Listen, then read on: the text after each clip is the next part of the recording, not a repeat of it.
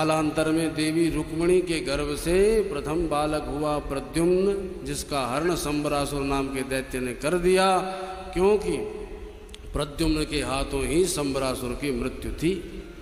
हरण करके ले गया, जब समुद्र में फेंक दिया, एक मछली ने प्रद्युम्न को निगल लिया। संयोग से संबरासुर की रसोई में ही वह मछली पहुंच गई। पेट फाड़ा तो प्रद्युम्न निकला, और जो रसोई घर में काम करने वाली थी मायावती, ये वो वाली मायावती नहीं जो सरकार भी चलाती थी, ये दूसरी मायावती हैं। तो मायावती ने जैसे ही देखा तो अरे मेरा तो बच्चा नहीं था, ये बच्चा मिल गया, प्रभु की बड़ी कृपा है। संबरासुर के पास ले गई तो संबरासुर को पता ही नहीं था कि ये तो कृष्ण का पुत्र है। तो आशीर्वाद दिए, जाओ मायावती, तुम्हारा बेटा 1000 वर्ष वाला होए। अब ये धीरे धीरे अपने पुत्र को बड़ा करने लगी, पर जैसे बड़ा होने लगा इसके चाल चलन में फर्क आने लगा।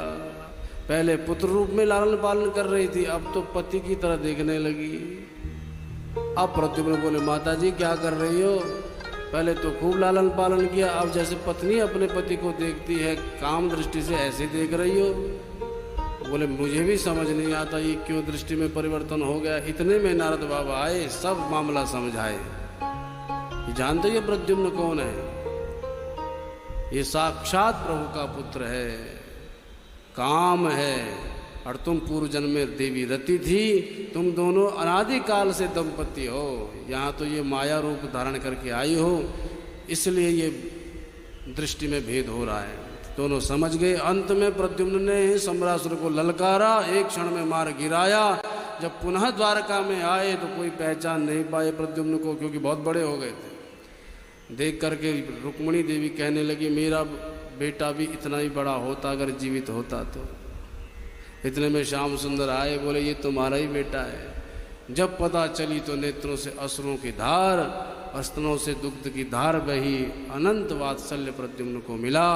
द्वारकाधीश और द्वारकावासी सब बड़े प्रसन्न हो गए। बोलो भक्त वत्सल भगवान की जय। ऐसे कालांतर में भगवान की प्रत्येक पत्नी के गर्भ से हुए 10-10 बेटा।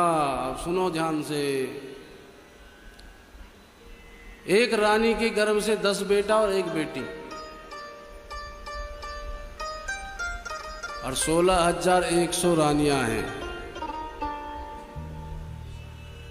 16,100 तो 10-10 बेटा हो गए तो कितने हो गए? 1,61,000। 1,61,000 तो बस बेटा हैं प्रभु के, और 16,100 कन्याएं अलग से हैं। फिर उन पुत्रों के विवाह हुए, उनके भी पुत्र हुए तो भगवान दादा बन गए। फिर उन